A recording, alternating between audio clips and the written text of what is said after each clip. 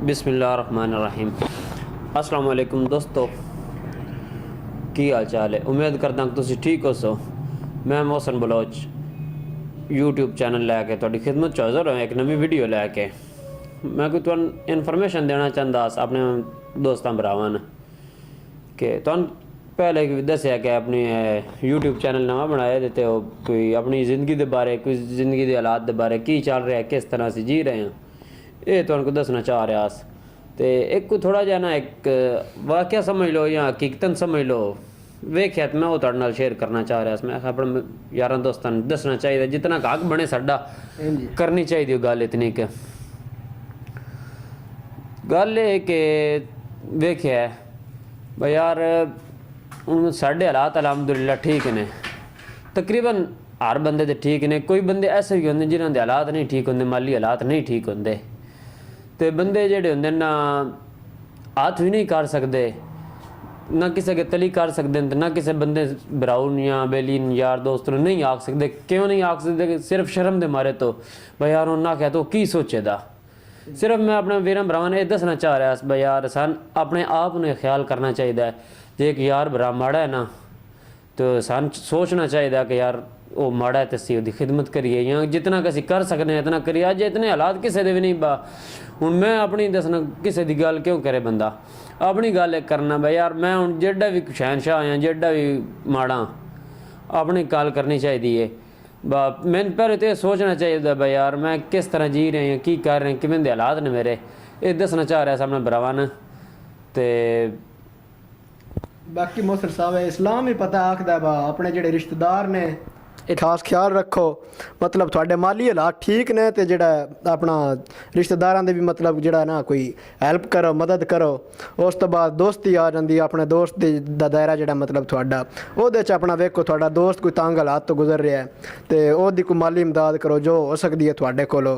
तो मतलब अपने महल्लेदार आढ़ी गुआढ़ी आसे पासे ध्यान रखना चाहिए। रब देंदा है, रब दी देन है, किसी ने थोड़ा दे छड़दा है, किसी ने बाहरा दे छड़दा है।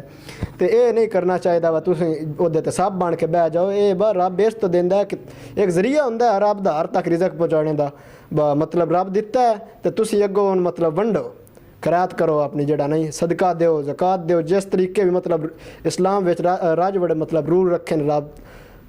तुसीं किसी तरीके भी किसी बहाने नाल भी दे सकते हो। उन्होंने सफैद पोस्ट जेडे बंदे ने उन्होंने आप नहीं डायरैक्ट दे सकते, वो थोड़े तो लैने तो शर्म करते हैं, थोड़े दोस्त ने, थोड़े रिश्तेदार ने, तो वो मतलब किसी होरी दे हाथ थोड़े मेरे हाथ जेड़ा उन्होंने दे सकन, वह उन्होंने पता भी ना लगे भाई किस दिते ने तो किस नहीं दिते। तो इंज करके जड़ा नहीं अगों जड़ियाँ बालियाँ मतलब अगे पिछे मदूकां ले लैनियां या उरा परां गड्डी, हालांकि गड्डी जरूरत है वो लैनी चाहिए हर बंदे रब देवे तो ओहदियां असैशां भी हासिल करनियां चाहिए, जिंदगी मतलब जीनी चाहिए। तो ये नहीं बा तुसीं हुण बिला वजह जी मतलब कोई ज़रूरत नहीं किसी शही की, वो तुसीं खरीद ले बंदूक ले ली 5 लाख की, अंजे ना वैर है, ना वट्टा है, ना भंडी है, ना लंडी है, अंजे वैर बना लेना। जिमें मिसाल बनी नहीं आ बैल मुझे मार, वो हिसाब है। तो बाकी अल्लाह पाक जड़ा सारे ने अपनी हिफाजत च रखे। तो बाकी मजीद मोहसिन साहब गल करते हैं थोड़े नाल।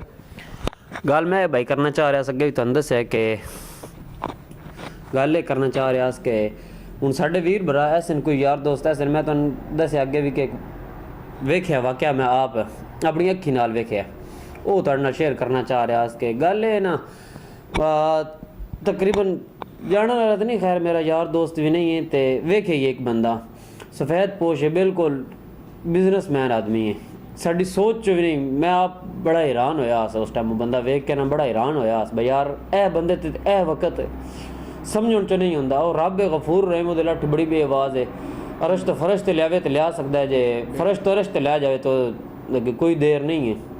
वो बंदा वेखे यकीन मंज में नापन बड़ी हैरानगी हुई है। तो फिर मैं आप मोदी मदद भी की, जो मेरे को हो सके मैं वो किया अपने थ्रू किया या जिमें भी किया, कोई मेरे को जो कुछ होया मैं वो नाल किया। गल मकसद ये करन दा कि यार असी बाहर जाने जिदे भी जाने ना अक्सर मंगने वाले होंदे ने, 150 दे छड्डी दा, जितनी किसी को तौफीक होंदी खैर देने तो कितने उतने ही होंदे ने जितनी किसी को तौफीक होवे।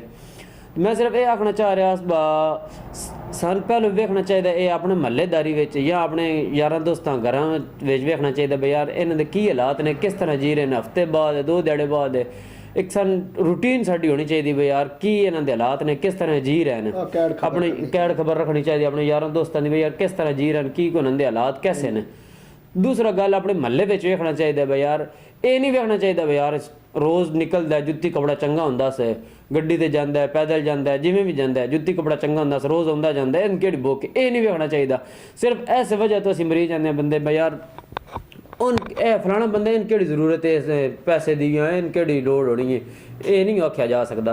सफेद पोश बंदे घरों सुबह उठे दा सोहनी जुत्ती सोहने कपड़े पा के निकले दा तो बहरहाल ओहदे अंदर वड़ के वेखे ना वो घरों इंज शायद कोई कोई बंदे होंदे ने ऐसे। हुण हर बंदे कोल तो नहीं इतने माली हालात या इतने पैसा नहीं होंदा बा वो घरों फ्रैश होके नहा धो के खा पी के निकले।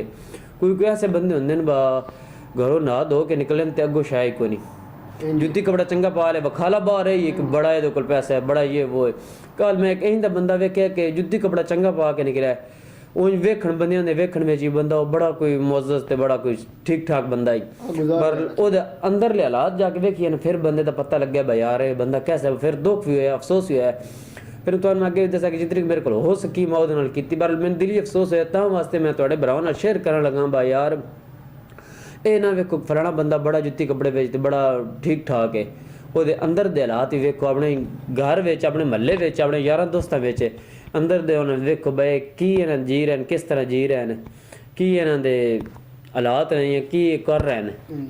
ਇਹ ਨਹੀਂ ਬਾ ਇਹ ਕੀ ਇਹਨਾਂ ਦਾ ਮਕਸਦ ਕੀ ਖਾਣਾ ਪੀਣਾ ਨਹੀਂ ਹੁੰਦਾ ਬਾ ਜੁੱਤੀ ਕੱਪੜਾ ਨਹੀਂ ਬੈ ਨਾ ਸਾਰਾ ਪਾ ਲਿਆ ਤੇ ਬਾਕੀ ਗੱਲ ਇਹ ਨਾ ਮਤਲਬ ਤੁਹਾਡਾ ਇੱਕ ਭਰਾ ਸਕਾ ਤੇ ਤੁਸੀਂ ਵੱਖਰੇ ਹੋ ਜਾਂਦੇ ਹੋ ਭਰਾ, ਮਤਲਬ ਪਤਾ ਵੱਖਰੇ ਹੋ ਜਾਂਦੇ ਨੇ ਤੇ ਇੱਕ ਰੂਟੀਨ ਵਾਈਜ਼ ਕੰਮ ਚੱਲਦਾ ਹੁੰਦਾ ਨਾ ਤੇ ਆਖਣਾ ਬਾ ਉਹ ਵੀ ਮੇਰੇ ਜਿਤਨਾ ਉਸ ਹਿੱਸਾ ਲਿਆ ਜਾਂ ਤੇ ਅੰਜ ਹਰ ਕਿਸੇ ਦਾ ਮਤਲਬ ਜਿਹੜਾ ਨਾ ਸਰਕਲ ਜਾਂ ਉਹਦਾ ਮਤਲਬ ਟਾਈਮ ਜ਼ੋਨ ਉਹ ਅਲੱਗ ਅਲੱਗ ਹੈ ਤੇ ਇਹ ਨਹੀਂ ਵੇਖਣਾ ਚਾਹੀਦਾ ਬਾ ਉਹ ਰੱਬ ਪਹਿਲੋਂ ਕਾਮਯਾਬ ਕਰ ਛੱਡਿਆ ਤੇ ਮੈਨੂੰ ਹੁਣ ਤੱਕ ਮਤਲਬ ਜੇ ਮੇਰਾ ਕੁਝ ਨਹੀਂ ਬਣਿਆ ਤੇ ਆਪਣਾ ਸਬਰ ਸ਼ੁਕਰ ਕਰਨਾ ਚਾਹੀਦਾ ਜਿਹੜਾ ਰੱਬ ਦਿੱਤੇ ਹੋਵੇ ਉਹਦੇ ਤੇ ਆਪਣੇ ਆਪਣੇ ਟਾਈਮ ਜ਼ੋਨ ਨਾਲ ਜਿਵੇਂ ਜਿਵੇਂ ਮਤਲਬ ਰੱਬ ਚਾਹੁੰਦਾ ਅਤਾ ਕਰਦਾ ਜਾਂਦਾ। ਇਹ ਕੋਈ ਨਹੀਂ ਰੱਬ ਦੁਨੀਆ ਤੇ ਗਲਿਆ ਤੇ ਉਹਦਾ ਰਿਜ਼ਕ ਦਾ ਜ਼ਿੰਮਾ ਵਿੱਚ ਆਇਆ ਸੀ ਤੇ ਆਪਣੇ ਆਪਣੇ ਟਾਈਮ ਜ਼ੋਨ ਨਾਲ ਜਿਹੜਾ ਉਹ ਸਾਰਾ ਕੁਝ ਠੀਕ ਹੁੰਦਾ ਜਾਂਦਾ ਚੱਲਦਾ ਜਾਂਦਾ, ਮੁਨਾਸਬ ਵਕਤ ਤੇ ਆ ਕੇ ਬੰਦਾ ਸੈੱਟ ਹੋ ਜਾਂਦਾ ਤੇ ਇਹ ਕੋਈ ਨਹੀਂ ਆਖੀ ਜਾਂਦੀ ਬਸ ਸਾਰਾ ਹੀ ਉਮਰ ਇੱਕੋ ਜਿਹਾ ਹੀ ਰਹਿਣਾ ਹੁੰਦਾ। ਤੇ ਬਾਕੀ ਅੱਲਾਹ ਪਾਕ ਖੈਰ ਕਰੇ, ਅੱਲਾਹ ਪਾਕ ਸਾਰੇ ਜਿਹੜੇ ਵੀਰਾਂ ਭਰਾਵਾਂ ਸਲਾਮਤ ਰੱਖੇ, ਆਪਣੀ ਹਿਫਾਜ਼ਤ 'ਚ ਰੱਖੇ, ਸਾਡੀ ਦੁਆ ਹੀ ਹੈ ਤੇ ਆਪਣਾ ਮੁਸਤਕਬਲ ਸੰਵਾਰੋ ਆ। ਬਾਕੀ ਉਹ ਆਪਣਾ ਸ਼ੋਅ ਛੱਪੇ ਜਿਹੜੇ ਨੇ ਤੇ ਬੰਡੀਆਂ ਲੰਡੀਆਂ ਜਬ ਫਜ਼ੂਲ ਦੇ ਖਰਚੇ ਤੇ ਇਹਨਾਂ ਤੋਂ ਵੀ ਬਚਣਾ ਚਾਹੀਦਾ ਤੇ ਅੱਲਾਹ ਪਾਕ ਸਲਾਮਤ ਰੱਖੇ ਸਾਰਿਆਂ ਭਰਾਵਾਂ ਨਾਲ। ਸਾਡੇ ਵਾਸਤੇ ਵੀ ਦੁਆ ਕਰਿਆ ਕਿ ਅੱਲਾਹ ਪਾਕ ਸਾਨੂੰ ਵੀ ਆਪਣੀ ਹਿਫਾਜ਼ਤ 'ਚ ਰੱਖੇ, ਸਲਾਮਤੀ ਦੇਵੇ ਅੱਲਾਹ। अस्सलाम वालेकुम, अल्लाह हाफिज़।